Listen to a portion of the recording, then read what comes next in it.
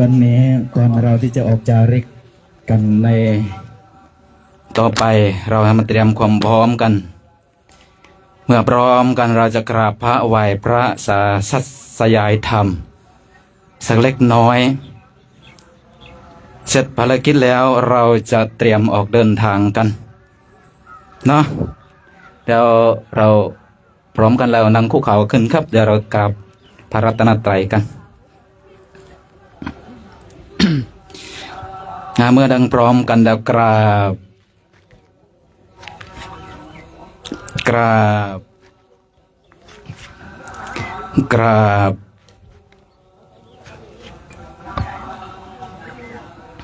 ขอโอกาสคณะสงฆ์เป็นต้นเสียงนำทำวัดก่อนออกเดินจาริกในวันนี้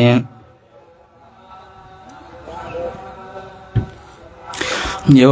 สุปะคะวาอะระหังสัมมาสัมพุทโธสวากขาโตเยนะภะคะวะตาธัมโมสุปฏิปันโนยัสสะภะคะวะโตสาวกสังโฆตัมมะยังภะคะวันตังสัทธัมมังสัสสังฆังอิเมหิสการะหิยะทาระหังอาโรปิเตหิอาภิปูสยามะสาธุโนบันเตภะคะวาสุจิระปริเนพุตโตปิปัสสิมานาตานุกัมปมานาสาอิเมสการะทุขตะปนาการะภูเตปะติคันหาตุอัมหากังเทียคารตังหิตายาสุขายาอะระหังสัมมาสัมพุทโธภะคะวาพุทธังภะคะวันตังอภิวาเทมิสวากขาโตภะคะวะตาธัมโมธัมมังนัมมัสสามิสุปฏิปันโนภะคะวะโตสาวกสังโฆสังฆังนัมมามิหันตมัญญังพุทธัสสะภะคะวะโตปุปภาคณมะกะรังกโรมะเสนะโมตัสสะภะคะวะโตอะระหะโตสัมมาสัมพุทธัสสะนะโมตัสสะภะคะวะโตอะระหะโตสัมมาสัมพุทธัสสะนะโมตัสสะภะคะวะโตอะระหะโตสัมมาสัมพุทธัสสะหันธรรมยังพุทธานุสติธัมมานุสติสังขานุสตินะยังกโรมะเสเอติปิโสภะคะวะอะระหังสัมมาสัมพุทโธเวสาจารณะสัมปันโนสุขโตโลกวิทูอนุตตรโรปุริสธรรมสารทิสัทธาเทวมนุสานังพุทโธภะคะวะเตสวากขาโตภะคะวะตาธัมสันทิยติโกอากาลิโกเอหิปัสสิโกโอปัญญิโกปัจจตังเวทิตาโพเวียนเฮียเตสุปฏิปันโนภะคะวะโตสาวกสังโฆโอสุปฏิปันโนภะคะวะโตสาวกสังโฆญายปฏิปันโนภะคะวะโตสังโฆสามีจิปฏิปันโนภะคะวะโตสาวกสังโฆยะทิทังตาริปุริสายุคานิอัฏฐปุริสปุคลาเอสะภะคะวะโตสาวกสังโฆอาหุเนยโยปะหุเนยโยทากิเนยโยอันสะเลกรณิโยอนุตตรังโลกัสสติปนิธานโตปะทายตถาคตสัทธสปารมิโยทัสสะอุปปารมิ ทัสสะปรมัตถะปารมิโยปัญจมหาปริยจักเขเตโสจริยาปาสิมาภเวขปวากันเตียงสาติอภิเนขมานังปัฏฐานจริยังโพธิบัลลังเกมาราวิสยังสัพพัญยุตยานปฏิเวทางนวโลกุตรธรรมยติสัพเพปิเมปุตตะคุณเนอาวาสิตวาเวสาลิยาเตสุปการันตะเรสุติยามาราติงปริยตังกรณตัวอายาสัพอนันทเทโรวิยกรุญญจิตตังอุปัฏฐเปตวาโกติสัตตสหัสเสสุจักวาเรสุอัญญาสานามปฏิคันหันติยันเจเวสลิยัมปุเรโรคามนุสตุปิขสัมโพตันติวิธรรมปยังเคปมันตรธาเปสิปริตันธรรมปนามเหเมตตายาเบียกเวเจตัววิมุตติยาอาเสวิตายภาวิยาปะหุเลียกตายยาเนกตายวัตถุกตายอนุทิตายปริจิตายยะสุสมารัตถายะเอกาทัสสานิสาปฏิกังขากตเมเอกาทัสสะสุขังสุปฏิสุขังปฏิพุทธสตินปาปะกังสุปิปัสสติมนุสสานังปิโยโหติอมนุสสานังปิโยโหติเทวตารักขันตินาสาคิวาวิสังวาสัทธังวากมติตุวตังตังสมาธิญติมุขวันโนเวมปัสเสทติอาสากาลังกโรติอุตาริงอปติเวียนสันโตพรหมโลกุปโคโหติเมตตาเพียขเวเจนตองวิมุตติยาอาเสวิตายภาวิยาปหุเลกตายะจาเนกตายะวัตถุกตายะอนุจิตายะปริจิตาสุสมาราทายะอิเมเอกาทัสสะสาปาติกังคาติอิธรรมโวจะภควาอัตตมนาเตเปียคูภควโตภาสิตังอภินันทุนเตสัญญาณตอมโพนทิยาโมสากายานังนันทิวันตโนเอวังตวังวิสโยโหหิสัญญาณสุสยคะเลอปารลาสิตรปันลังเกเสียเสปทาวิโปคะเรอภิเสเกสัพพพุทธานังอักขับตัวปโมทัติสุนักขตังสุมังคลังสุปภาตังสุโหทินตังสุขโนสุโมหุโตจะจุเยตพรหมจาริจุปทาคินังกายกรรมังวาจากรรมังปทาคินังปทาคินังมโนกรรมังปเนติเตปทาคินา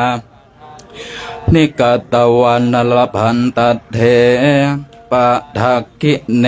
ปวัตุสัพพมังคลังรักขันตุสัพพเทวตาสัพพพุทธานุภาเวนัสทธาสด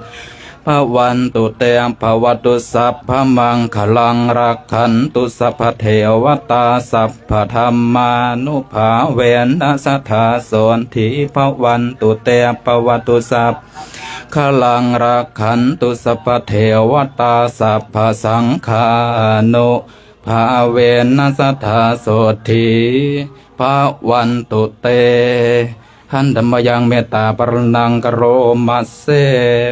สัพเพสัตตาอเวราโหนตุขอสรรพสัตว์ทั้งหลายทั้งปวงที่เป็นเพื่อนทุกข์เกิดแก่เจ็บตายด้วยกันทั้งหมดทั้งสิ้นจงเป็นสุขเถิดอย่าได้มีเวรต่อกันและกันเลยอัปปยาปชาโหนตุจงเป็นสุขเถิดอย่าได้พยาบาทเบียดเบียนกันเลย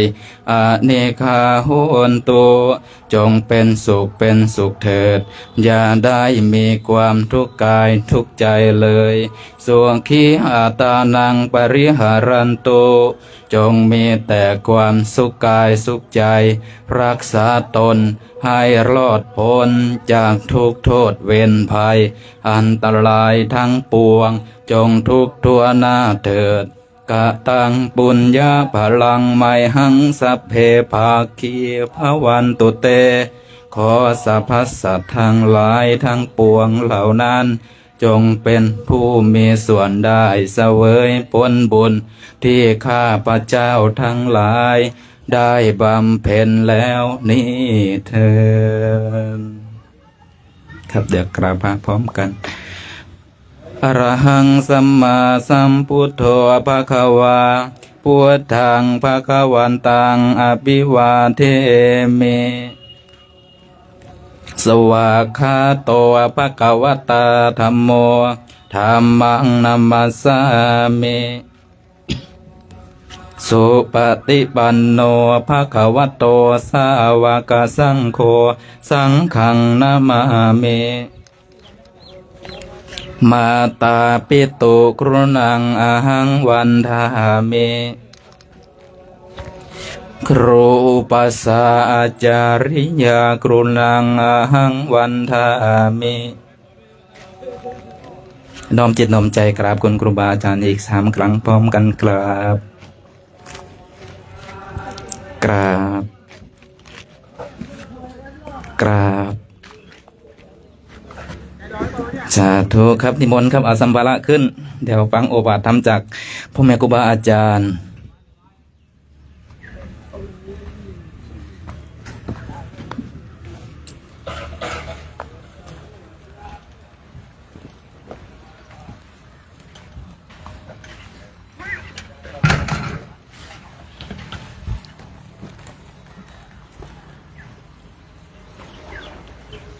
เขาบอกว่ารัก10 ล้อต้องรอ10 โมงวันนี้10 ล้อเขาจะออกบ่ายโมงบ่าย2เขาว่างั้นนะของเราฝ่ายเดินนะไม่ต้องรอถึง10 โมงเนาะพร้อมเมื่อไรเราก็จะออกเมื่อนั้นนะตามเหตุตามปัจจัยนะตามวันและเวลานะสิ่ง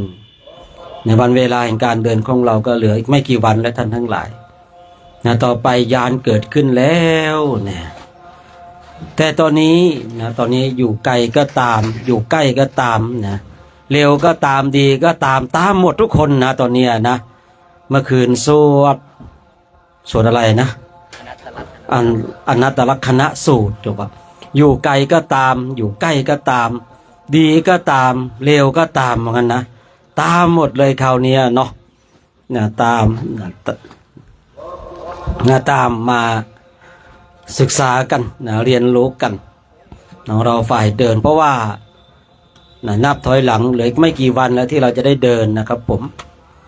เดินแบบนี้เพราะว่าเดี๋ยวยานเกิดขึ้นแล้วนะเวลามันจะหมดก่อนนะเดี๋ยวปีหน้า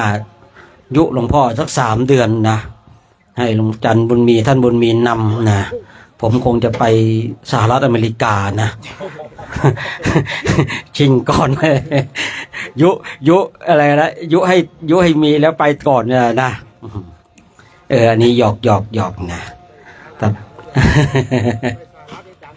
ดังเลยนะตอนนี้ก็ช่วยกันขับเคลื่อนไปเนาะบางครั้งมันอะไรที่มันจริงจังมากเกินไปก็ไม่ดีนะคลายผมก็นึกคำของพระเดชพระคุณของพ่อเนาะสมัยก่อนผมเป็นคนขี้เล่นแต่ผมไม่ได้เล่นขี้นะมาลองโจกเล่นมากเกินไปแล้วเราก็หยุดมาเนาะพอวันหนึ่งเรารู้สึกว่าขี้เกียจเล่นแล้วโจกคุยคลายพระบางทีนะรู้สึกพระจะเครียดหลวงพ่อยังไงเนี่ยนะเราบางทีเรามันพวกอะไรนะอินโทรเวิร์ตเนาะผมในพวกอินโทรเวิร์ตนะเป็นบุคคลที่มีหลายบุคลิกมากเลยนะครับอยากรู้คำว่า introvert เป็นยังไงไปหาเองนะผมอยู่ในกลุ่มนั้นนะคือเป็นบุคคลที่หลายบุคลิกมากเลยนะแม้แต่ตัวเองผมยังงงกับตัวเองเลยตัวเองตกลงเอายังไงแน่นะพวก introvert ก็ว่างั้นนะแปลว่าอะไรไม่รู้นะผมก็จำเขามานะเราก็ว่ากันไปเนาะเราก็ขับเคลื่อนกันไปถึงแม้ว่าพระเดชพระคุณหลวงพ่อเนาะท่านไปปฏิบัติศาสนกิจที่วัดเนาะเราก็ยังทำหน้าที่ของเราเห็นพระรวมด้วยช่วยกันทำหน้าที่ของตนเองแบบนี้ก็มีความสุขแล้วนะ ไม่ต้องไปหาความสุขที่เกิดจากความสงบ เห็นความสุขที่เกิดจากความสามัคคีของสงฆ์ของญาติโยมนะแบบนี้ก็ก่อให้เกิดความสุขได้นะเห็นความสามัคคีเป็นน้ำหนึ่งใจเดียวกันของสงฆ์นะแบบนี้ก็มีความสุขละนะไม่ต้องไปหาความสุขที่เกิดจากความสงบละความสุขที่เกิดจากความสามัคคีของสงฆ์แบบนี้ก็มีความสุขนะเราเกิดมาอยู่ด้วยกันนะพูดคุยกันนะตามภาษาพี่ตามภาษาน้องตามภาษาพ่อตามภาษาแม่ตามภาษาครูบาอาจารย์และลูกศิษย์นะก็เราสามารถพูดคุยกันได้นะสามารถตักเตือนกันได้เนาะนะสามารถทำอะไรหลายๆสิ่งหลายๆอย่างได้นะของเราถึงแม้ว่าจะเป็นคณะเล็กๆแต่ก็มีความสามัคคีนะเป็นน้ำหนึ่งใจเดียวกันนะร่วมกันฟันฝ่าอุปสรรคจนมาถึงวันนี้แล้วก็จะขับเคลื่อนต่อไปฉะนั้นวันนี้เองก็ต้องขออนุโมทนาแล้วก็ขอให้เราท่านทั้งหลายนะจาริกไปนะให้มีสติให้มีสัมปชัญญะนะดึงคำจำคำนะหรือว่าเอาคำของพระเดชพระคุณหลวงพ่อมาว่าก้าวทุกก้าวมีพระพุทธเจ้าอยู่ในใจนะก้าวไหนที่เราลืมไปก้าวต่อไปก็ต้องดึงกลับมาให้ก้าวนี้ขอให้มีพระพุทธเจ้าอยู่ในใจนะก้าวที่มันพลาดไปแล้วเราก็ทิ้งมันไปไม่ต้องไปใส่ใจเราเอาก้าวต่อไปนะให้ก้าวต่อไปของเรามีแต่พระพุทธเจ้าก้าวที่มันพลาดไปแล้วเราก็ทิ้งไม่ต้องเก็บมาเพราะว่าเราไม่ได้เดินถอยหลังเราจะเดินไปสู่ข้างหน้าและเส้นชัยของเราอยู่ข้างหน้าฉะนั้นวันนี้ก็ขอให้ท่านทั้งหลายนะเดินทางโดยสวัสดิภาพทุกคนทุกท่านด้วยเธอสาธุวันนี้กลุ่มไหนเนี่ยกลุ่มสามนะ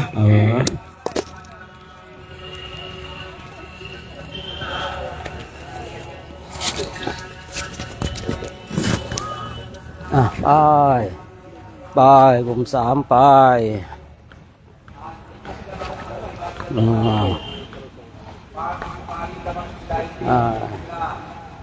ตอนนี้คณะเราก็ออกเดินทางญาติโยมตอนนี้ก็ที่ประเทศอินเดียในประเทศอินเดียนี่ก็8:55ญาติโยมนะ8:55แล้วจะ9 โมงแล้ววันนี้เราออกเร็วนะเร็วนิดนึงไม่ได้นิดนะเพราะว่า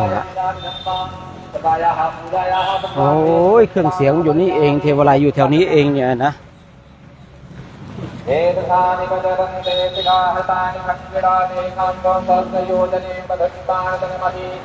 อ้าวนี่บทสวดของเรานี่ว่ามีเอตัมมังด้วยนะมีเอตัมมังด้วยเนี่ยมาพุทธพระหัตถ์ด้วยนะมีการไหว้พระด้วย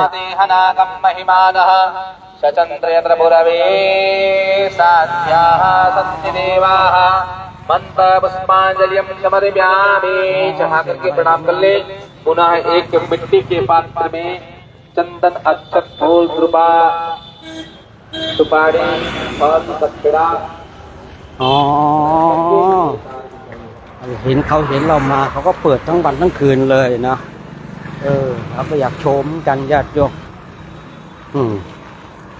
เขาเห็นเรามาเขาก็เลยเปิดเพราะว่าเรามาพักที่นี่หลายปีแล้วนะหลายปีก่อนมาภาพเดินไปเดินมาเดินจนเพลินเลยพระที่มาถึงก่อนต้องมาออกมาเรียกกันนะออกมาเรียกเดินเลยมาแล้วเพลินไปหน่อยมีปีนั้นเดินอันนี้เงียบแหละเราออกมาแล้วเงียบแล้วเนี่ยเขาเห็นว่าเราสวดมนต์เขาก็เลยเปิดของเขาบ้างนี่ก็น่าจะเป็นบทสวดสรรเสริญในบทใดบทหนึ่งของเขาเนาะบางทีก็ได้ยินคำเป็นบางคำเอกัมมังนี่ก็ได้ยินอยู่นะอันนี้ก็คือแต่ละศาสนาเนาะแต่ละความเชื่อโอ้ลำโพงใหญ่อยู่นี่อีกชุดใหญ่เลยสงสัยเมื่อกี้เปลี่ยนเทปนะ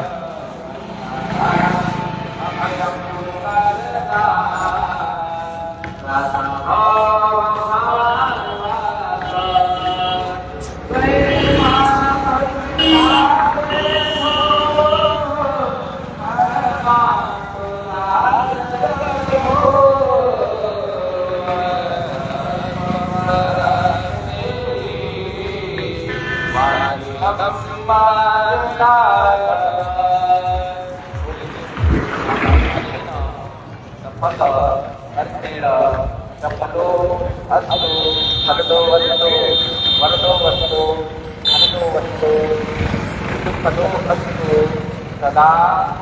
मम शरीरात्मिका विशेषान् समर्पयामि अपने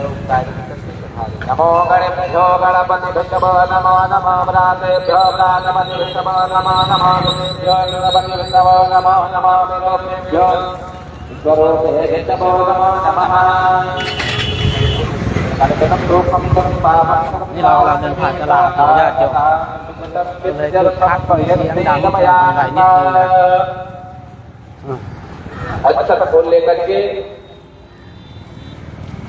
गणेश जी के साथ पंचांग देवी देवताओं से प्रार्थना करें कि भगवत मेरा तुझको अर्पण किया मेरा जो भी प्रभु मेरे पास था मैंने भाव से आता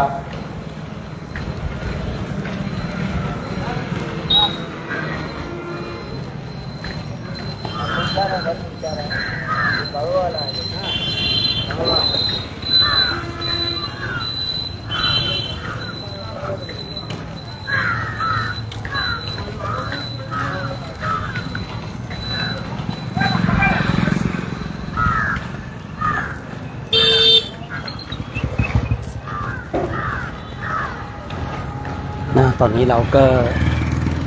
มุ่งหน้าก็สู่ประเทศเนปาลญาติโยมตอนนี้เราก็เดินมากันหลายวันแล้วเนาะเดินกว่าแล้วตอนนี้กำลังมุ่งหน้าสู่ประเทศเนปาลพระเจ้าของเราตรัสรู้แล้วพระองค์ก็เสด็จก็สู่เนปาลเหมือนกันนะหรือว่าถ้าใช้คำว่าเนปาลอาจจะไม่ตรงกับยุคฉะนั้นถ้าว่ากับนะเมืองกบิลพัสต์อันนี้น่าจะตรงกับยุคเนาะนะเพราะว่าสมัยก่อนนี่อินเดียและเนปาลนี่ก็อยู่ในเขตแดนนะเดียวกันแต่ก็มีแว่นแคว้นในการปกครองนะอินเดียนี่มีแว่นแคว้นในการปกครองมากเหลือเกินเนาะเราเคยได้ยินว่า16แคว้นใหญ่ๆในอินเดียนะ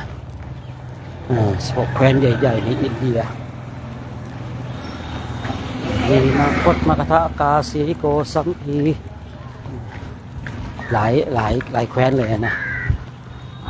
วันตีโกศลโกศละคือแคว้นใหญ่ๆในอินเดียนะมี16แคว้นกันตอนนี้ไล่อะไรไม่ครบนะแต่ในยุคปัจจุบันยุคปัจจุบันก็แบ่งไปหลายเลยครับอัฟกานิสถานนี่ก็อยู่ในอาณาเขตของอินเดียนะสมัยก่อนเนาะเนปาลหลายที่เลยนะหลายที่เลยก็แบ่งเป็นแว่นเป็นแคว้นไปเป็นแคว้นไปสมัยก่อนแคว้นนั้นมีเจ้านั้นปกครองเป็นแคว้นแบ่งกันเนปาลกับอินเดียสมัยก่อนก็ไม่ใช่ก็เรียกว่าอินเดียและเนปาลเนาะเรียกว่าชมพูทวีปคืออาณาเขตอาณาเขตที่ให้เราได้มาศึกษากันให้เราได้มาศึกษาได้มาเรียนรู้กันในเรื่องของพุทธศาสนาญาติโยมเองคงจะ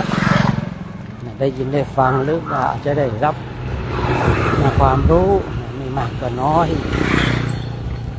เมื่อเช้านี่ก็ได้คุยเรื่องของทุกพวกความคิดเนาะลองไปฟังดูญาติโยมน่านำไปฟังนะเดี๋ยวเมื่อเช้าตอนเก็บข้าวของบริหารก็นั่งฟังอีกรอบหนึ่งของตนเองน่ากลับไปฟังในช่วงเช้ามืดเช้าตี 3:30ของวันนี้นะญาติโยมก็บางทีการฟังธรรมนี่ก็มันเป็นเครื่องสะกิดใจนะ เรื่องสะกิดใจที่ทำให้เรามีความภาคเพียรบากบั่น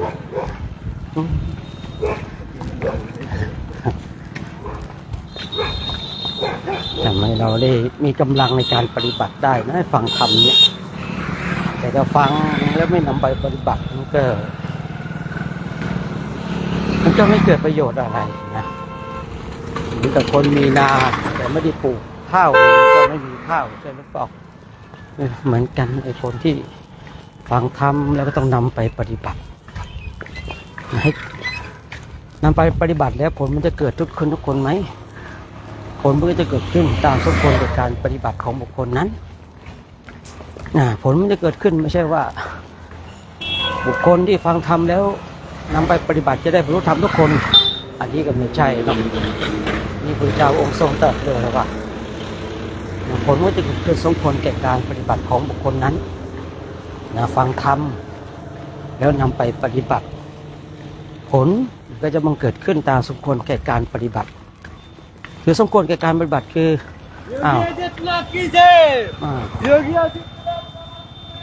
คือคนที่เขาปฏิบัติมากคำว่าปฏิบัติมากเนี่ยคือเดินจงกรมนั่งสมาธิภาคเพียรภาวนาไม่ใช่วันละครึ่งชั่วโมงวันละชั่วโมงอันนี้ถือว่าแทบจะใช้คำว่าปฏิบัติไม่ได้เลยนะผมใช้คำว่าแทบจะนะแต่มันก็ยังอยู่ในขอบเขตการปฏิบัติแต่ว่ามันน้อยนิดเกินไปมันแทบจะไม่รู้เรื่องรู้ราวอะไรนะคือปฏิบัติ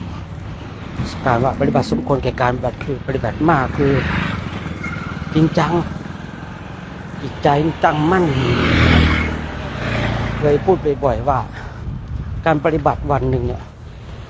ทำต่ำกว่า8 ชั่วโมงผลเกิดขึ้นแน่2 ชั่วโมง3 ชั่วโมงนี่มันของเด็กเล่นมันยังแบบคือซึ่งแม้ว่าสภาวะเกิดมันก็เป็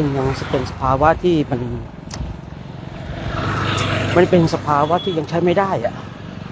เกิดอยู่เหมือนกันนั่งภาวนา2 ชั่วโมง3 ชั่วโมงเนี่ยเดินจงกรมเนี่ย2 ชั่วโมงเกิดเหมือนกันแต่ว่ามันเป็นสภาวะที่ยังใช้อะไรไม่ได้แต่สภาวะมันเกิดอยู่นะมันยังไม่ถึงพร้อมอ่ะยังไม่ถึงพร้อมฉะนั้นเนี่ยบางทีเราก็ฝึกกันอบรมกันให้สมควรแก่การปฏิบัติผมพูดกล้าการันตีเลยนะแต่เราเดินจงกรมนั่งสมาธิวันหนึ่งไม่ต่ำกว่า8 ชั่วโมงนะวันหนึ่งมี24 ชั่วโมงปฏิบัติจะให้ได้ผลจริงๆเลยนะเอาแบบจริงๆเลยนะเอาแบบจริงๆเนี่ยจริงๆหลายๆจริงเลยนะไม่ต่ำกว่า8 ชั่วโมงถ้าไม่ถึงก็ผู้พูดเองก็บอกปฏิบัติที่เล่นที่จริงปฏิบัติที่เล่นที่จริงเพราะอะไรอ่ะคือบางทีสภาวะบางอย่างมันจะต้องเกิดขึ้นเรื่องในผลของการปฏิบัติสภาวะบางอย่างมันจะเกิดขึ้นเรื่องในผลของการปฏิบัติอย่างจริงจังนี่เราปฏิบัติที่เล่นที่จริงเนี่ยผลในการปฏิบัติสภาวะบางอย่างที่มันเกิดขึ้นมันก็เกิดขึ้นตามกำลังที่เราปฏิบัติเท่านั้นเองแต่เราอยากให้ได้ผลจริงๆนะญาติโยมนะ3 ชั่วโมงปฏิบัติไปเด้อเดินจงกรมนั่งสมาธิเดินจงกรมทำอยู่อย่างนั้นนะยืนบ้างเดี๋ยวไปนอนเอาไว้เวลาเดียวคือช่วงยามค่ำคืนบางคนอยากไปปฏิบัติแล้วเขาข้ามกิเลสตัวเองว่ายืนเดินแล้วก็ต้องมานอนอันนี้เขาเรียกปฏิบัติเขาข้างตัวเองโดยใช้คำของว่าการปฏิบัตินั้นมี4 อิริยาบถคือยืนเดินนั่งและนอนเวลาที่เราได้ยินการปฏิบัติมีการยืนเดินนั่งและนอนนี่เมื่อเราปฏิบัติจริงๆเนี่ยแล้วก็ยืนเดินนั่งแล้วก็นอน บางทีเราก็จะเสียท่ากิเลสโดยไม่รู้ตัวนะฉะนั้นช่วงที่เราปฏิบัติอย่างจริงจังเนี่ยยืนเดินนั่งนอนเอาไว้ตอนโน่นยามค่ำคืนตอนที่เราจะหลับไหลโน่นนะหรือว่าถ้าบางคนอาจจะเอนหลัง5 นาที10 นาทีอันนี้พอได้แต่จะให้นอนยาวเลยอันนี้ใช้ไม่ได้คือเราต้องเข้าใจในหลักว่าบางทีบางคนบางท่านได้ยินครูบาอาจารย์ท่านพูดคือบางอย่างเราก็ต้องเข้าใจว่าเป็นการให้กำลังใจนะ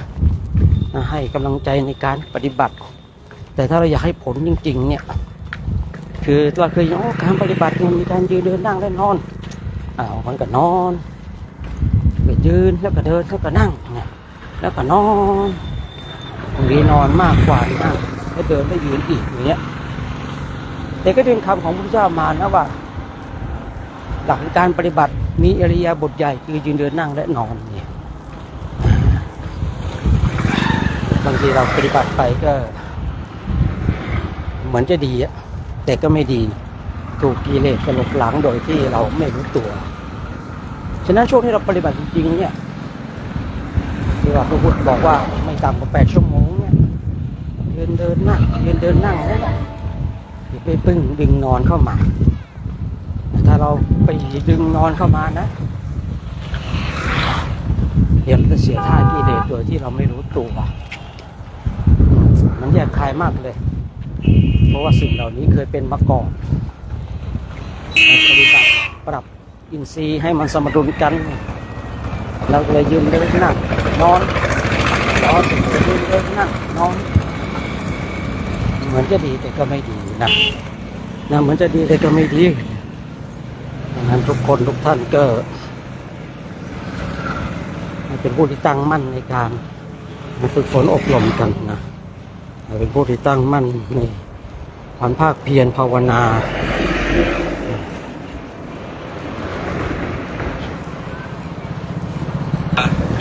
ตาโลกาม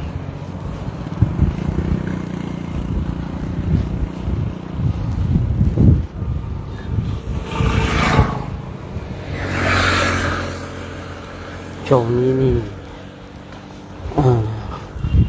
มองไปจากไหนฟ้ากระหม่นไปทั้งหมดเลยญาติโยมคือฝุ่นมันเยอะที่แรกก็คิดว่าเป็นหมอกนะไปดูมาเป็นฝุ่นมันอินเดียเนี่ยดินมันละเอียดมากเลยนะคือถ้าเป็นแบบหน้าเมษาพฤษภานี่เนี่ยลมร้อนบวกกับฝุ่นมันจะพัดช่วงที่สถานการณ์โควิดนี่รถอินเดียไม่วิ่งท้องฟ้าเปิดนะอยู่อินเดียสามารถมองเห็นภูเขาหิมาลัยได้นะปกติมันจะมองไม่เห็นนะแต่ช่วงสถานการณ์โควิดเนี่ยคือมันไม่มีฝนไม่มีอะไรการมองเลยมองไม่ได้ไกลเลยเห็นภูเขาหิมาลัยตอนนี้อย่าว่าภูเขาหิมาลัยเลย6-7 เสาไฟนี่มันก็มองไม่ชัดเจนแล้วนะเพราะว่าคืออินเดียนี่มันฝุ่นนี่มันละเอียดดินมันละเอียดมากเลยนะเมื่อดินมันละเอียดเนี่ยดินมันไม่ได้มีความชื้นดินมันจะแห้งพอดินแห้งแล้วเนี่ยก็จะทำให้เวลาลมพัดมามันก็จะฝุ่นฟุ้งเนี่ยเรามองไปทางไหนเนี่ยฟ้าหม่นหมดแล้วญาติโยมเนี่ยฟ้าหม่นหมดอะฝุ่นเยอะเดี๋ยวเราก็จะข้ามถนนโอ้รถยังเยอะอยู่เลยข้ามถนนแบบนักเลงในอินเดียเนี่ยนะ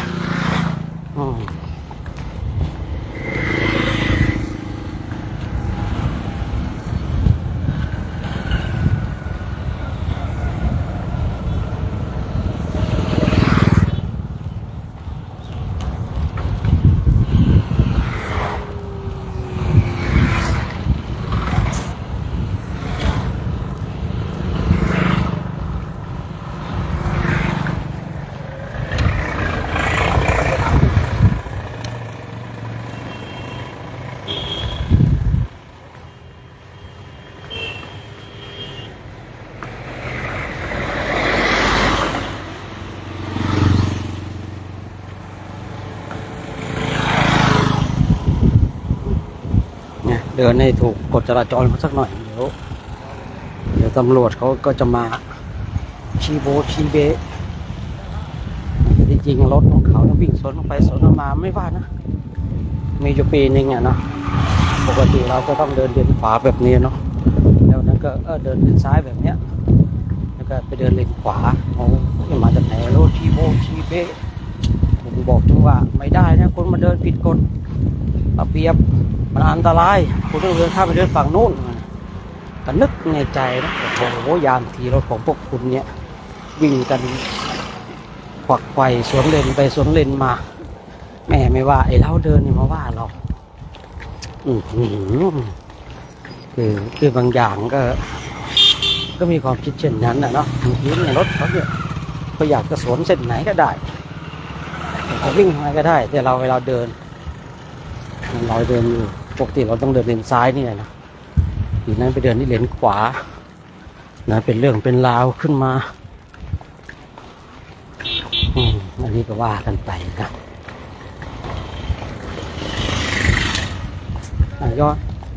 ย้อนกลับมาว่า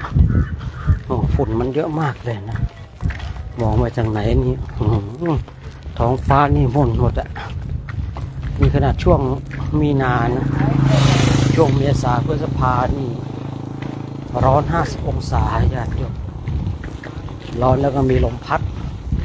ก็เนี่ยร้อนแล้วมีลมพัดยังไม่เท่าไหร่นะมันมีฝุ่นพัดมาด้วยดิพายุฝุ่นเลยพูดง่ายๆนะมีอยู่ปีหนึ่งนะหน้าร้อนมันมาเร็วของโครงการของเรายังไปไม่ถึงนะนะครับยังอยู่โอ้โหลมพัดทีนึงฝุ่นให้มาเนี่ยกระจายแล้วก็ลมร้อนอบอ้าวฝุ่นเยอะเลยเข้าใจเลยแต่ช่วงนี้มันก็ฝุ่นมันก็มีเพราะว่ารถวิ่งไม่ได้ฝุ่นที่เกิดจากพัดลมอะไรหรอกนะเพราะว่ารถวิ่งฝุ่นก็ฟุ้งอากาศมันก็ยังไม่ร้อนจนเกินไปเนาะแต่เมื่อวานก็ร้อนมากนะเมื่อวานเนี่ยร้อนมากวันนี้รู้สึกว่าเดินโอเคหน่อยสุริยเทพยังไม่ขึ้นเลยวันนี้นะ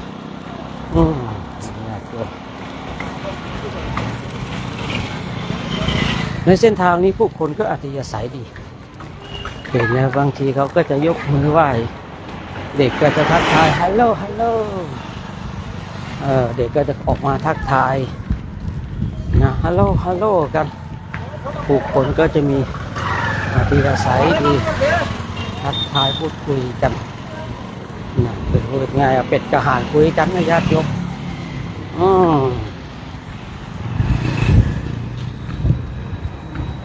เป็ดกระหานคุยกันเป็ดกระไก่คุยกันอีกไก่ก็เอ๊ะเป็ดกระป้าแล้วก็พอรู้เรื่องกันบางที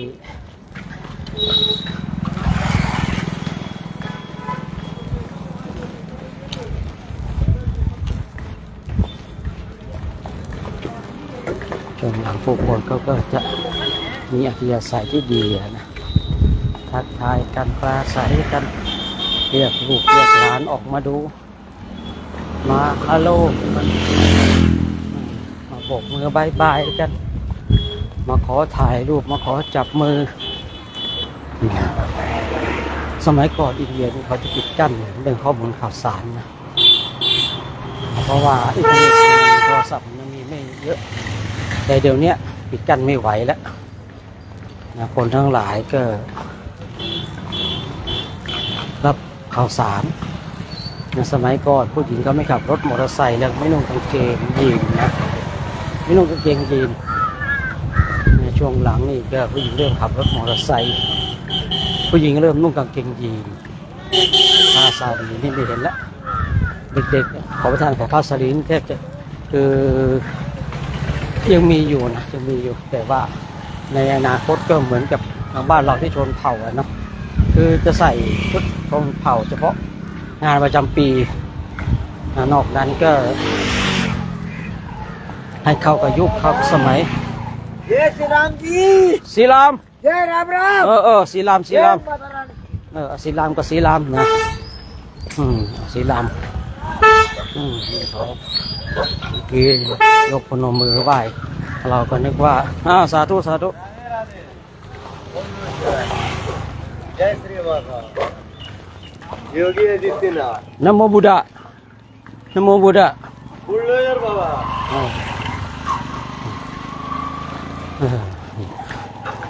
บางทีเขาเกิดนะนี่เคยป่วยบางทีเขาเห็นเขาก็พยายามตนว่าข้าพเจ้านับถือศีรามอย่างเงี้ยนะบางคนก็นโมพุทธะอันนี้ก็แล้วแต่เขาเนาะคือในยุคปัจจุบันเนี่ยข้อมูลข่าวสารนี่เขาปิดกั้นไม่ได้เด็กมันก็เลยเปลี่ยนไปตามยุคตามสมัยเราก็เห็นเด็กเห็นผู้หญิงเนี่ยเริ่มใส่กางเกงยีนมากขึ้นเห็นผู้หญิงขับรถมอเตอร์ไซค์มากขึ้นเมื่อหลายปีก่อนเนี่ยไม่มีให้เห็นเลยนะไม่มีให้เห็นเลยในช่วงหลังๆเรื่องนี้มายุคของอินเทอร์เน็ตเข้ามาก็ปิดกั้นไม่ได้ญาติโยมอย่างไอแอปทางแอปที่บ้านเราเล่นกันแอปต่อเนี่ยคนอินเดียเขาปิดนะแต่ก็มีคลิปของคนอินเดียเล่นเหมือนกันนะเพราะอะไรเขามีโปรแกรมอะไรมุดอะไรเขาก็ไม่รู้อะไรนะคือปิดกั้นไม่ได้ละก็เลยทำให้คนในประเทศของเขาเนี่ยคือได้เห็นข้อมูลข่าวสารเห็นวัฒนธรรมเห็นการเปลี่ยนแปลงของโลกสมัยก่อนเขาไม่ได้เห็นการเปลี่ยนแปลงของโลกเขาถูกไอ้คนในประเทศเขาต้องการยังไงก็เป็นอย่างนั้นแต่ช่วงหลังนี้ก็มีการเปลี่ยนแปลงไปนี่คือวัฏจักรเนาะเหมือนกับชนเผ่าทั้งบ้านเราสมัยก่อนนะพอพูดไปเดินจาริกทุดงเนี่ยตามชนเผ่าก็เห็นเขาแต่งชุดชนเผ่ากันนะช่วงหลังไปนี่เป็นกางเกงยีนเสื้อดอกเสื้อลายไปหมดแล้วแต่งชุดชนเผ่าก็ช่วงมีเทศกาลหรือว่าบางเฉพาะคนเฒ่าคนแก่ที่แบบไม่เอานะคนเฒ่าคนแก่เด็กรุ่นใหม่ใส่กางเกงยีนเสื้อดอกเสื้อลายกันหมดแล้วใส่สายเดี่ยวกันหมดละก็เปลี่ยนไปคือคนเรามันก็คือมันย่ำอยู่กับที่ไม่ได้เนาะมันก็ต้องเปลี่ยนไปกับสังคมโลกเจริญจิตใจเราต้องเจริญตามไปด้วยเนาะคือโลกเจริญอย่าให้จิตใจของเราเสื่อมแต่ณเวลานี้ดูเหมือนว่าโลกมันเจริญแต่จิตใจของเรานี่ก็จะห่างไกลจากธรรมะห่างไกลในหลักธรรมคำสอนเราก็เลยต้องมาฝึกฝนมาอบรมมาบ่มนิสัยกับภาคนาเรียนมาภาวนากันอย่างที่ญาติโยมเห็นกันเนี่ยให้ศรัทธาได้อย่างไรนะญาติโยมเนาะให้ศรัทธาได้อย่างไรอ่ะการพระเจ้าหน้าที่นะแค่จะหาเวลาในส่วนตัวของเองได้เลย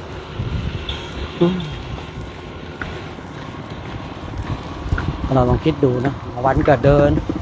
ไปถึงก็ต้องทำวัดสวดมนต์ตี 3ก็ต้องตื่นมากันแล้วตื่นเสร็จทำวัดสวดมนต์นั่งภาวนาเสร็จรอทางโรงครัวส่งสัญญาณทางโรงครัวเสร็จก็ออกเดินอีกก็จะมาภาคหวานนะผู้ที่ได้ร่วมถวายจะปัจจัยอุปถัมภ์ธรรมนี่พลังแห่งบุญเนาะที่พูดเช่นนี้คืออยากให้คนที่ได้ร่วมบุญนี่ได้เริ่มถึงทรัพย์ที่เราฝังไปเนี่ยมันเกิดประโยชน์ทรัพย์ที่เราทิ้งไปเนี่ยอันนี้ถ้าใช้คำว่าทิ้งไปเนี่ยก็ถือว่าใช้ได้นะโยมนะแต่เราทิ้งในพุทธศาสนาคือบางคนทิ้งแต่ไม่เกิดประโยชน์อย่างเราเอาทรัพย์มาฝังในพุทธศาสนาพระท่านภาคเพียรภาวนาเราภาคภูมิใจว่าทรัพย์ของเราที่ทิ้งไว้ในพุทธศาสนานั้นนี่เป็นประโยชน์มากเลยให้กับ ผู้ที่บำเพ็ญเพียรให้ญาติโยมนี่ตั้งมั่นให้ญาติโยมมีความภาคภูมิใจนะฝังทรัพย์ไว้เนาะทิ้งทรัพย์ไว้ในพุทธศาสนาดีกว่าไปทิ้งไว้ที่อื่นเนาะดีกว่าไปฝังไว้ในที่อื่นไปฝังไว้ตามต้นกล้วยไปฝังไว้ในธนาคารบางทีมันก็อาจจะถูกเขาหายถูกเขาลักไปหายไปได้อันนี้หนุมานญาติโยมนะมองให้เป็นหนุมานกันเด้อกลัวญาติโยมจะมองไม่ออกก็จะมาเลยพูดหนุมานนะมีหนุมานก็มีศิวลึงตอนมีศิวลึงนี้ก็บ่งบอกถึงพระศิวะไม่ใช่จะมาพูดไม่เพราะนะแต่เขาชื่อพระศิวะนะ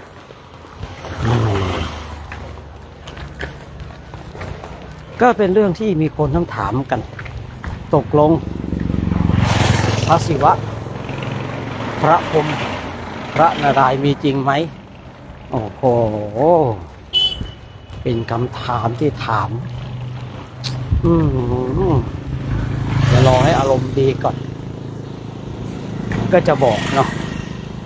รอให้อารมณ์ดีก่อนนะมาไขข้อข้องใจแบบชัดเจนเลยนะแต่ตอนนี้อารมณ์ไม่ดีนะตอนนี้อารมณ์ไม่ดีเลยไม่พูดนะเพราะว่ามีหลายๆคนมาสงสัยพระพรหมมีจริงไหมพระศิวะพระนารายณ์อย่างพระพรหมนี่ก็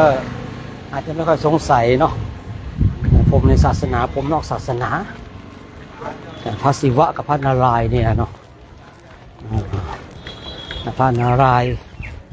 ก็ดูเหมือนว่าจะน่าจะมีได้ง่ายเนาะแต่พระศิวะนี่แหละนะเดี๋ยวรอให้อารมณ์ดีก่อนนะจะได้มาคุยในเรื่องนี้ให้ฟังแบบชี้ชัดเจาะลึกแต่วันนี้ก็ขับเคลื่อนไปแบบนี้ก่อนนะญาติโยมเนาะเราก็ขับเคลื่อนไปแบบนี้กันก่อนญาติโยมทุกคนมีโยมถามว่าสีรามคืออะไรก็สีก็นางสีดารามก็พระรามไงญาติโยมสีนี่สีคำนี้มาจากคำว่าสีดาภรรยาของพระรามรามนี่ก็เหมือนกับรามนี่ก็คือมาจากคำว่าพระรามนะพระลักษณ์หนึ่งคนพระรามหนึ่งคนเขาก็เลยแบบยกย่องกันนะบูชาทั้งคู่สีรามสีดานี่ก็น่ายกย่องที่เคยเล่าให้ฟังในครั้งก่อนที่ลงทุนเดินลุยไฟนะพระรามเองก็เป็นอวตารหนึ่งของพระนารายณ์เพราะว่าเขาก็เลยยกย่องคือเนี่ยยกย่องสองคนเนี่ยก็พระนางสีดาพระรามนี่นะรู้สึกว่าไม่ศักดิ์สิทธิ์ไงแต่ถ้าโอมสีรามรู้สึกโอเคนะแต่โอมสีรามโดยส่วนมากโดยเฉพาะคนที่นับถือสีรามก็จะเรียกคำว่าโอมด้วยโอมสีรามก็นี้มีโยมเขาถามมานะว่าสีรามคืออะไรเนี่ยนะกันนะสีก็คือสีดานะนางสีดารามนี่ก็หมายถึงพระรามนะประมาณนี้เลยญาติโยมนะขอให้ความเคารพเนาะเพราะว่าอย่างพระรามเนี่ยเป็นอวตารหนึ่งนะของพระนารายณ์ลงมาปราบทศกัณฐ์ทศกัณฐ์นี่น่าจะได้พรจากพระพรหมนะอันนี้ผมเล็บนิดนึงคือไม่ได้พรจากพระพรหมกับพระศิวะเนี่ยแต่น่าจะเป็นได้พรจากพระพรหมเนี่ยและพระพรหมกับพระศิวะเนี่ยสองคนเนี่ยพระนารายณ์จึงจะต้องเป็นอวตารเป็นต้องอวตารลงมา แม้แต่สังฆราจารย์ได้มาศึกษาที่นารันทาเมื่อศึกษาแล้วก็เอาแบบฉบับของพุทธไปแล้วก็ไปสับเปลี่ยนหลายๆอย่างแล้วก็ไปเอาพระพุทธเจ้าของเราเนี่ยเป็นอวตารหนึ่งของพระนารายณ์ไม่มีภาคที่10ก็ภาคที่9เนี่ยนะที่นารายณ์ลงมานะพระนารายณ์อวตารลงมาเนี่ยสังฆราชานี่โอ้โหนี่คุย2 รอบแล้วเนาะแต่ยังไม่ได้เล่ารายละเอียดสักทีเลยนะเพราะเรื่องราวของสังฆราชานี่น่าต้องคุยออกใหม่ให้พระท่านได้ยินด้วยเพราะว่ามีเกียรตินะความรู้มากเหลือเกินนะแต่นี้ก็คุยกับญาติโยมว่าสังฆราชานี่เอาพระเจ้าของเราเนี่ยเป็นอวตารของพระนารายณ์ที่บางทีคนที่นับถือฮินดูเนี่ยเขาก็เลยเห็นพระนี่เขาก็จะให้ความเคารพด้วยเพราะเขาคิดว่าเนี่ยผมบอกเป็นลูกน้องของพระนารายณ์เนี่ยพระเจ้าเนี่ยเราคุยธรรมภาษาของเราลูกพี่ของคุณยังเป็นอวตารของเทพเจ้าของฉันเนี่ยบ้านนั้นนะนี่เกิดจากสังฆราชาสังฆราชานี่โอ้โหคือพูดไปเดี๋ยวเขาหาว่าด่าเขาอีกเนาะ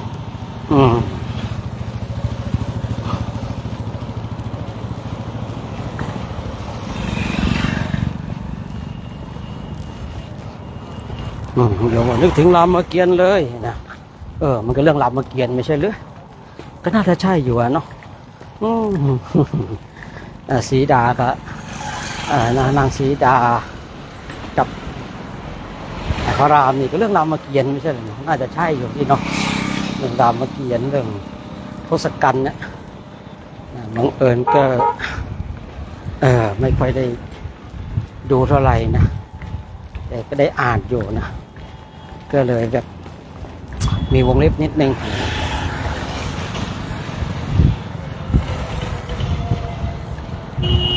ครั้งก่อนเคยคุยไปแล้วเนาะเรื่องสกัดเรื่องนางสีดาลุยไฟ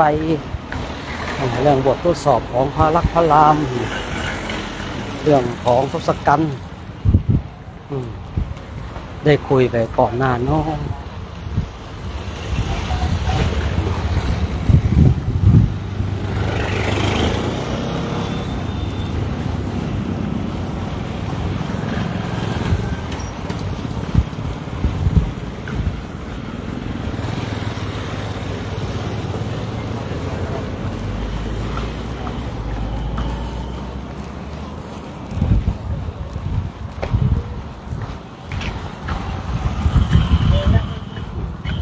วันนี้หายใจติดขัดมากนะเพราะว่าฟ้ามันหมุนขมัวแล้วเกินหายใจแสบจมูกหมดเลยนะ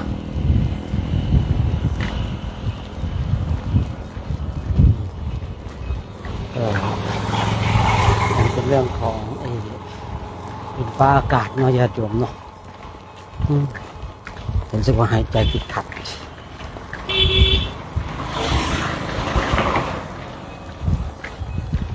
หายใจไม่เต็มไหนเนาะนี่งานเทศกาลอะไรของเขาแล้วไปเต้นกับเขาแล้วไง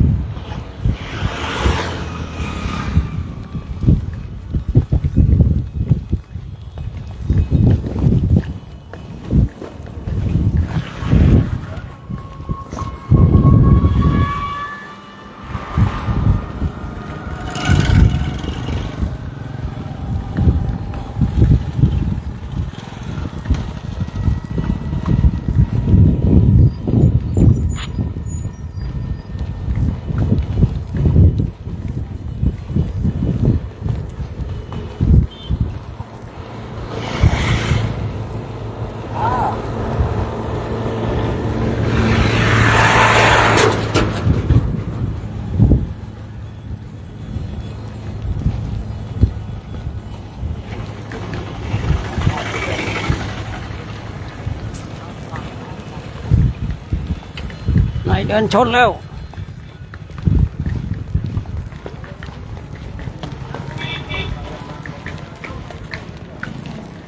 สงสัยมีงานอะไร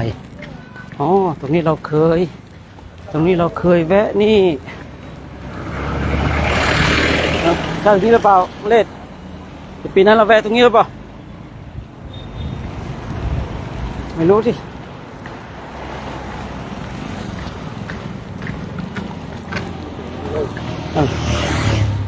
ขับคล้ายขับคา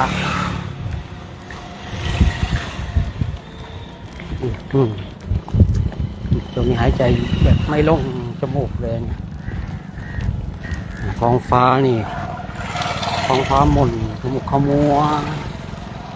มองไปทางไหนก็ไม่เวิร์กเลยนะไม่โอเท่าไหร่เอาละน้อยญาติโยมวันนี้ญาติโยมก็ตามมาส่งพระได้สัก2 กับ 3 กิโลแล้วนะญาติโยมก็ไปดูทางหลังกันเด้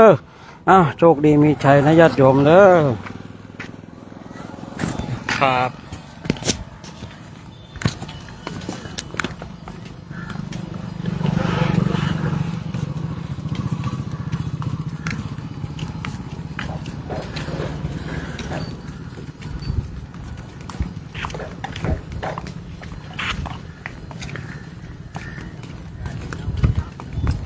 อากาศดีอากาศดี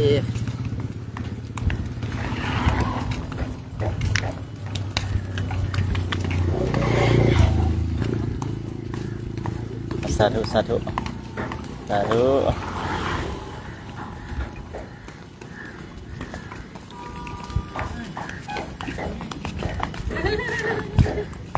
ก็ให้คิดกระบอกมาเนี่ย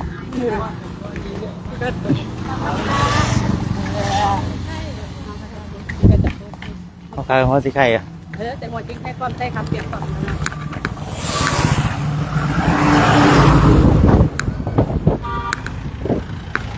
โอ้อากาศดีนะวันนี้เนาะ90 10คน สาธุสาธุเด้อ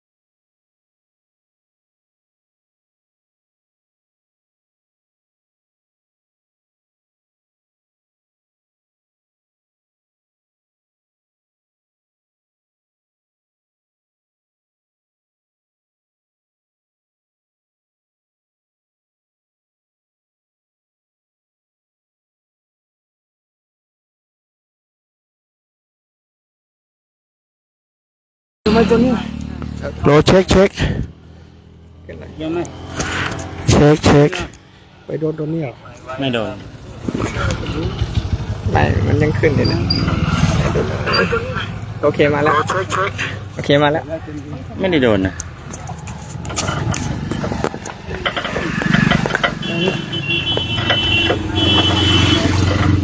เอามาแล้วไม่ออกลา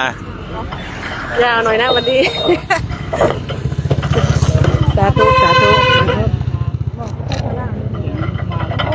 ภาษาจะคล้องมานะตลอดบ้างแล้วก็มาตั้งแปลภาษาตอนมาพูดไม่ดัง ไม่รู้เหมือนกันน่าจะไม่ได้เอาใหม่แล้ว สาธุ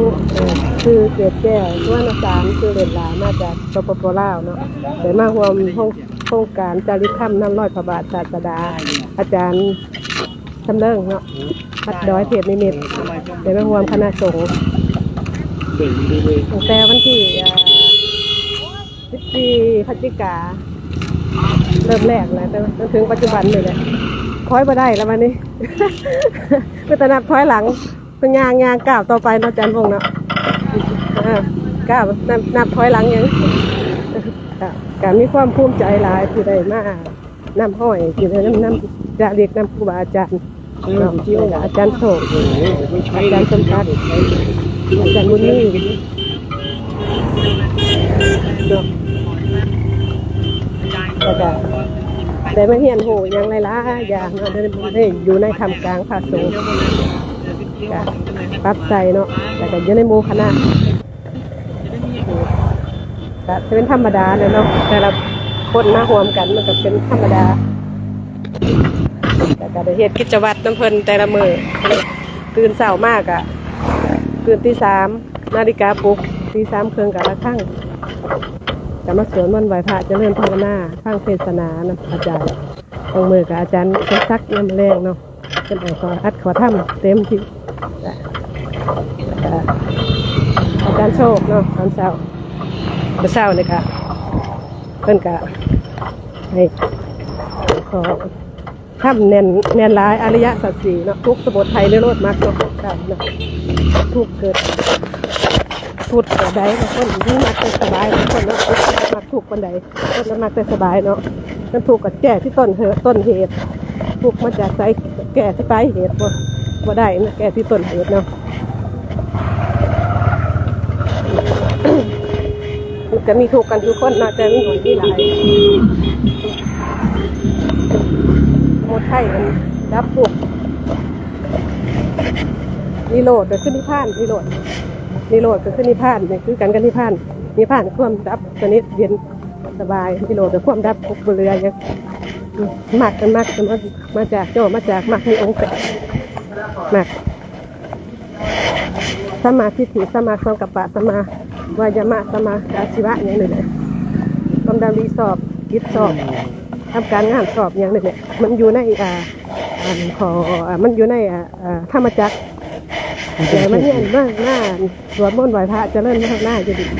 แต่ได้โหหลายอย่างเพราะว่าเด็กสวดมนต์แต่ตะกี้กับสวดมนต์กับสวดแต่ว่าเป็นขอคำบาลีเนาะสวดกับว่าสวดสวดที่เขาเรียกสมาสวดเนาะมันก็ได้สมาธิอีกแบบนึงมันก็ได้เป็นสมาธิคือกันเพราะว่าได้มาสวดมนต์แล้วได้แปลพร้อมนะมันก็ได้ความหมายที่เข้าศรัทธาอยู่แล้วนะมันยิ่งหูความหมายเลยก็เฮงลึกซึ้งเข้าไปดีนะร้ายกว่าเก่าเพราะว่าเข้ามันก็ถึงทางเนาะศาสนาพุทธศาสนาใดก็ดีคือกันเบิดแหละแต่ว่าเข้าเกิดมาเข้าอยู่ได้อยู่แล้วนะแต่ว่าความหมายก็คือว่าห้าวศรัทธาบอกค่อนแค้นนะนักแด่นนะประมาณแด่นนะ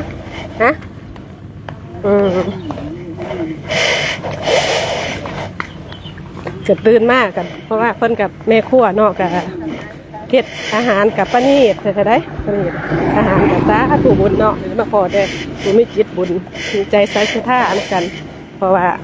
ก็สิมีอันส่วนร่วมกันเลยทุกทีเนาะจะว่าเป็นอีหยังนี่หยังญาติธรรมบ่แม่นอีหยังเนาะ ปฏิสัมพันธ์กันเนาะตะกี้แต่ชาติตะกี้เคยร่วมกันก็เลยมาร่วมกันเนาะจะอยู่ไสอยู่ยามาร่วมกันนี่นะเดี๋ยวมาเจอมาพอกันเดี๋ยวมาโหล้มบ่มนิสัยกันอยู่นั่นนี่น้ำกันมาเรียนโหศึกษาว่าจิตของกันแบบว่าเป็นฝึกอีกหนึ่งฝึกคิดอีกอย่างหนึ่งนะเรียนโหหลายอย่างแต่สิ่งที่คือเฮาย่างตื่นมากอะเพิ่นค่ะแต่งอาหารให้เรียบร้อยบ่ได้เฮ็ดหยังนะพวกซี่นะว่าแต่ว่าบ่ได้ทุกข์นะบ่มีทุกข์ทราบนะบ่ได้เฮ็ดหยังทราบนะว่าแต่เอาของตัวเองเนี่ยสิบ่รอดแหละแต่แม่ครัวก็มีแต่ผู้ใจดี เพิ่นบ่ได้เฮ็ดอีหยังไปเฮ็ดซอยว่าไปพักผ่อนนะมีแต่ผู้ใจดีมีแต่ผู้ใจบุญใจศรัทธา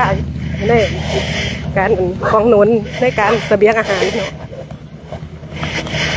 เนาะคือสิแรกคือจะมามีกิจกรรมไปเนาะนอนโรงเรียนบ่นอนวัดบ่มีอุปสรรคหลายเพิ่นว่าเฮ็ดจังได๋ก็แนะนำตามเพิ่นเพราะว่าเฮาเป็นคนตามเพิ่นเด้ก็สิมีผิดพลาดแน่ก็ขออภัยหลายๆผิดพลาดแน่นะบางอย่างก็ได้บางเกิดเหตุบ่ถูกมกถูกใจเนาะบางเทื่อบ่ฮู้จักกฎจักหยังเพิ่นก็ตักเตือนแล้วเฮาผู้มาใหม่เนาะเฮาก็ได้เฮาเป็นคนมาใหม่ก็เบิ่งตามเพิ่นนั่นแหละเรียนโหไปกับคือน้องพ่อว่าก้าวทุกก้าวมีพระเจ้าอยู่ในใจจำคำนี้ไปตลอดแห้งมันแห้งแน่นเข่าแล้วมันสิแม่ที่ยังคุยเป็นไห้ตะกี้กับแม่เนาะปึ๊กให้ย่างกะให้เนาะนะแอร์ร่มเย็นนะให้หูเสมอมีแต่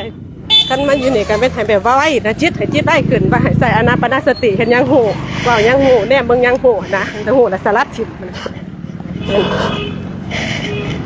ง่ายๆสบายแบบง่ายๆสบายว่าเมื่อยบอกกะ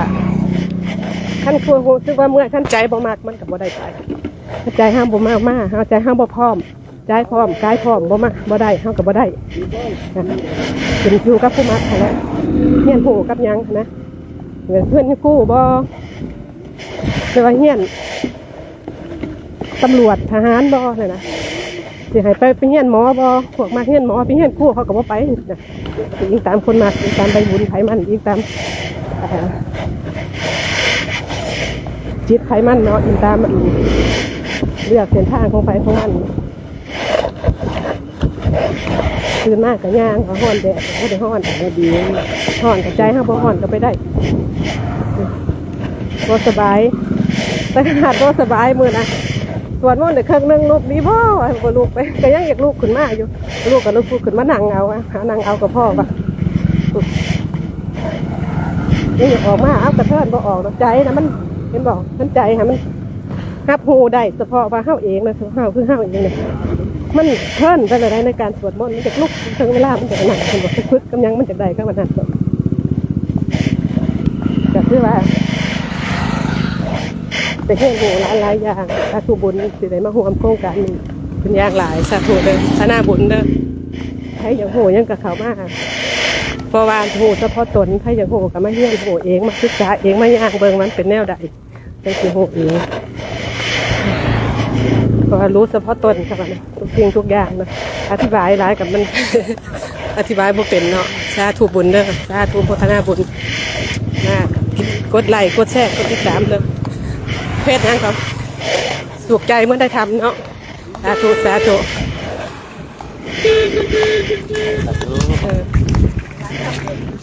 เต็มเยอะ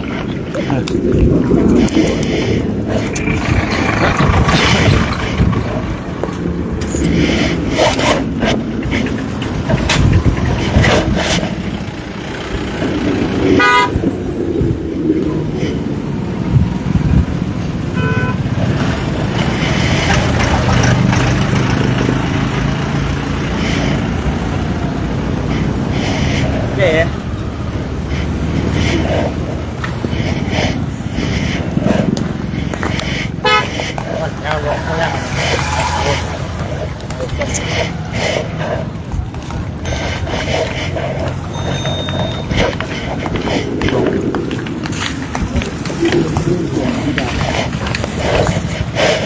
สาธุญาติโยมเนาะญาติโยมเมืองขับธรรมศาสตร์เนาะมื้อนี้ก็เป็นมื้อพิเศษของพิเศษเนาะโอ้พิเศษของพิเศษเลยบ่เค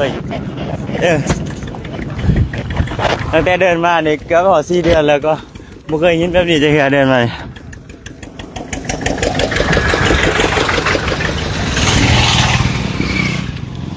ให้ญาติโยมครับบรรยากาศเนาะบรรยากาศทางอินเดียตอนนี้คล้ายๆฝนจะตกลมหนาวเย็นๆทะเลหมอกครับบรรยากาศสวยจากทะเลหมอกจากทะเลควันเนาะยังบ่เห็นทานินตะเบนนะญาติโยมตอนนี้นั่นล่ะ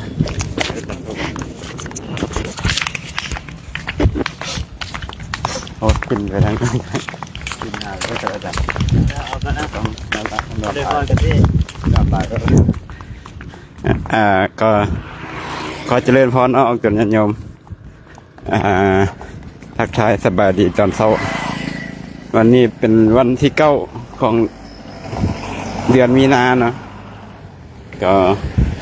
ตอนนี้เขาก็กำลังโครงการจะเรียกทำตามรอยบาทพระศาสดาก็เดินมุ่งหน้าเข้าสู่เนปาลนะไปเพื่อที่จะไปสังเวที่3นะใน4สังเวนะเพราะว่าเราเดินผ่านมาได้2สังเวแล้วนะก็คือสังเวที่1ก็คือเริ่มต้นจากพุทธคยาแล้วก็มากุสินาราตอนนี้เรากำลังเดินเข้าไปที่เนปาลก็อีกประมาณอาทิตย์กว่าฮอดมันนี่ก็เป็นอีกมื้อนึงนะเนปาลนี่มีเข้าสู่ลุมพินีเนาะแต่สมัยก่อนก็เป็นลุมพินีนี่สมัยก่อนเป็นที่อยู่ระหว่างกรุงกบิลพัสกับเมืองเทพหะเนาะกับเทพหะเนาะหลังจากที่พระนางสิริมหามายานี่ตั้งท้องพระสายสิทธัตถะแล้วก็ขอพระสามีคือเจ้าสุโธทนะไปคลอดลูกนะไปออกลูกอยู่ที่เมืองเทพหะพระเจ้าสุโธทนะก็อนุญาตนะมันเป็นธรรมเนียมเนาะธรรมเนียมของสมัยก่อนนะข้างพุทธกาลของเมืองต้องไปคลอดอยู่ที่บ้านเกิดแต่เมื่อนางพระนางสิริมหามายานี่เดินทางมาก็มาฮอดที่ลุมพินีเนาะก็เป็นสถานที่ที่ลื่นลมนะที่ลื่นลมพระนางก็เข้าพักผ่อนแต่ในขณะนั้นก็เกิดธรรมสวัสดิ์ก็คือก็พอดีเกิดจะคลอดบุตรกับนางกำนันนางคนฮัตไซก็เอาอันนั้นมาก็คลอดอยู่ในต้นสาระนะที่เราจะไปนี่ก็คือสังเวสีเป็นสังเวที่3นะใน4สังเวนะก็ข้ามเป็นในป่ามื้อนี้ก็เดินเท่าอากาศกับบรรยากาศอากาศก็ดีนะอากาศดีมีหมอกปกคลุมแล้วก็มีลมพัดบ่แดดร้อนบ่ร้อนปานนี้ก็ฝากเนาะนี่ก็ขอให้ญาติโยมได้อนุโมทนาบุญกับพระคุณเจ้าเนาะที่ได้เดินจาริกที่ประพฤติปฏิบัติเพื่ออนุโมทนาเพื่อให้จิตเป็นกุศลเพื่อตั้งเป็นกุศลเพื่ออาจจะได้เดินเจริญสติเจริญอานาปานสติให้ได้คล่องได้ให้จิตใจนี้ได้สงบไวขึ้นว่าถ้าว่าเฮาจิตใจเฮาน้อมไปทางการพยาบาทเบียดหลายไปทางอกุศลหลายมันก็บ่สามารถที่จะเฮ็ดให้จิตเฮามันตั้งมั่นไว้เนาะหรือว่าจิตให้จิตเฮาสงบไว้เมื่อจิตเฮาบ่ตั้งมั่นเฮาก็จะบ่เห็นสัจธรรมตามความเป็นจริงครับแต่ว่าถ้าว่าเฮาระลึกถึงบุญกุศลเนืองๆระลึกถึงกุศลนึกน้อมไปทางหลีกออกจากกามบ่พยาบาทจิตเปลี่ยนบ่มีความลังเลสงสัยบ่ฟุ้งซ่านมันก็จิตเฮามันตั้งมั่นไว้เมื่อจิตเฮามันตั้งมั่นไว้เป็นสำลีเฮาก็จะได้รู้ตามความเป็นจริงนะในตามที่พระผู้มีพระภาคเพิ่นตรัสก็เพื่อที่จะให้เฮาออกจากทุกข์นะก็ขอทักทายญาติโยม ได้เพียงเท่านี้นะก็ขอเจริญพรให้เอาตนญาติโยมได้อนุโมทนาแล้วก็ขอให้ได้ดวงตาเห็นธรรมเจริญในธรรมก็ขอการสาธุนะ